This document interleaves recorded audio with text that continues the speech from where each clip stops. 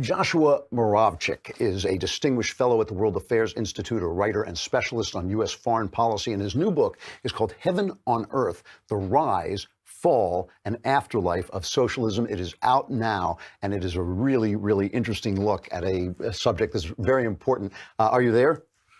I'm here. Nice to be with you.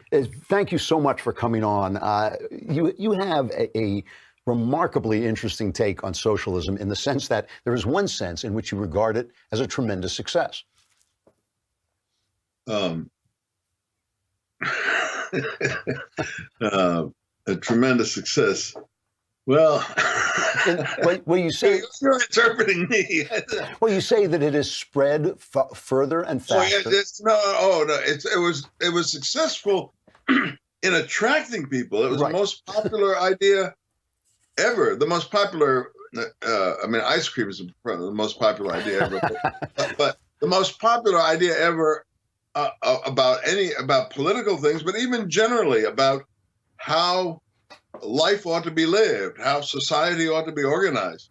I would say the only thing that could rival socialism and popularity are the great religions. And if you think about Christianity being the most widely embraced religion in history, it took 300 years before the Christians could say that they represented 10%, or historians looking back could say about 10% of the world were now Christians. In 150 years, half as much time from the time the word socialism was first coined in the 1820s, 150 years later, and you look around the world, and more than 60% of the people of the world were living under governments that called themselves socialists. That's remarkable. I mean, that is a remarkable PR success, if nothing else. So what's the appeal? I mean, were you ever a socialist? I can't remember. Oh, I was, Drew. Yes, yeah. My parents were. It was their whole lives. I was raised. I was a kind of what they call a red diaper baby. Except usually that term applies to kids who grew up whose parents were communists. And I'm grateful. My parents were never communists. They were, like Bernie Sanders says, democratic socialists. And they belonged to the Socialist Party, and they campaigned for people to vote socialist in election after election. Of course, no one did, but that didn't deter them. And I imbibed this. So what was the appeal? Why is it so successful? Oh, the appeal is a sense that you look around and there are people who are rich and people who are poor, and some people who are tremendously rich and some people who are miserably poor.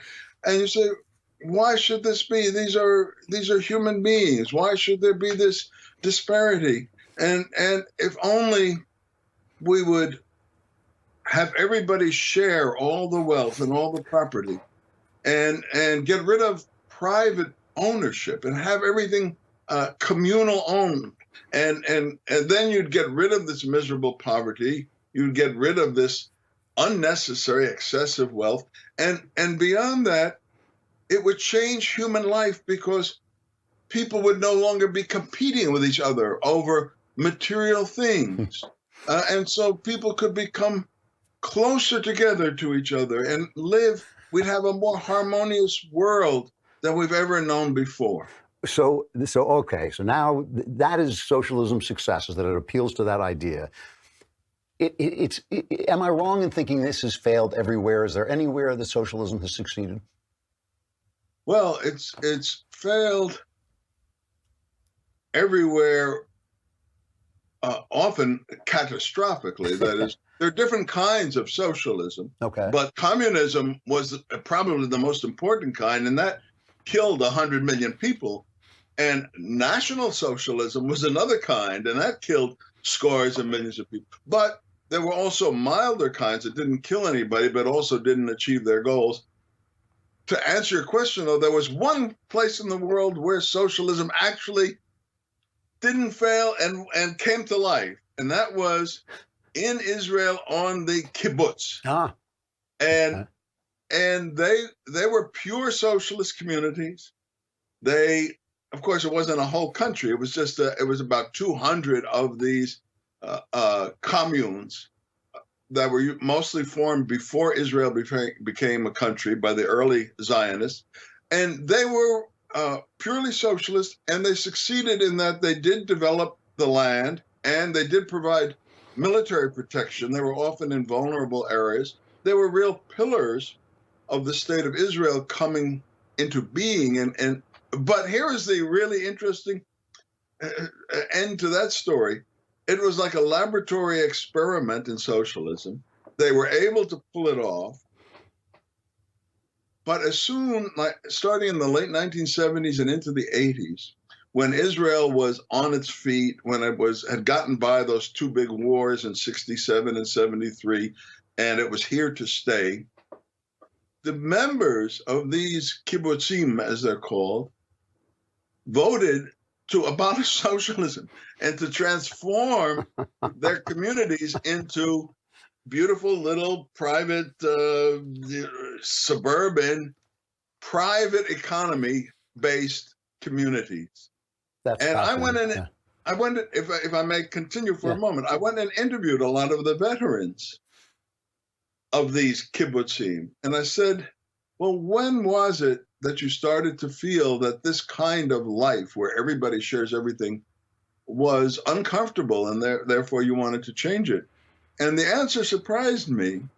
They said to me, "It was always uncomfortable, but we did it because we thought we were doing something great and important, redeeming the Jewish people, creating a new country. We were willing to sacrifice for it and live in this awkward way. But once we didn't have to make that sacrifice anymore, we wanted to live like normal people." That is fascinating. So the book is called Heaven on Earth, The Rise, Fall, and Afterlife of Socialism. Talk about this afterlife, because people like me look at the history of socialism and think, why will this thing not go away? Well, I wonder that too, Drew. I must tell you.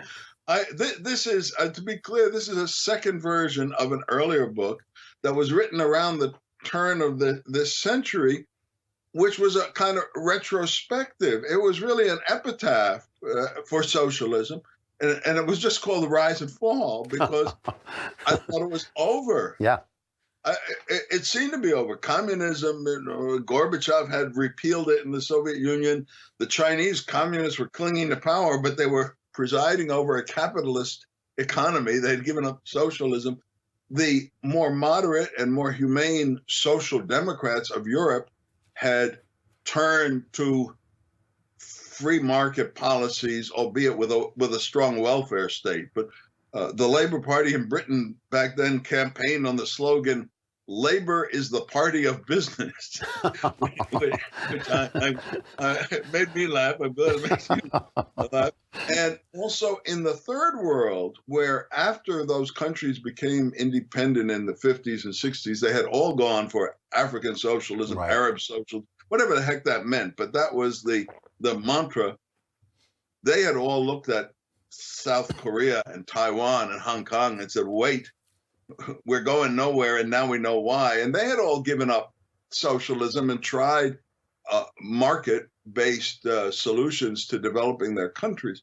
And so in every different aspect, the socialism was over. People had tried it, and it had failed, either failed gently or failed catastrophically. And then, to my amazement, here we are in the new century, and there are all these voices saying, let's try that all over again.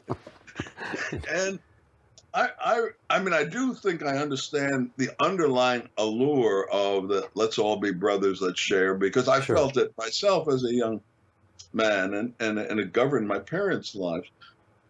But I don't understand why people can't learn from experience, and particularly why the younger generation that's coming up now doesn't want to make their own mistakes. Why do they want to repeat my mistakes, my parents' mistakes? That I don't get at all. It is an amazing, amazing thing. Joshua Muravchik, the book is Heaven on Earth, The Rise, Fall, and Afterlife of Socialism. Thank you very much for coming on. Really interesting. I appreciate it. Oh, thanks for having me, Drew. I value the opportunity. Thanks a lot.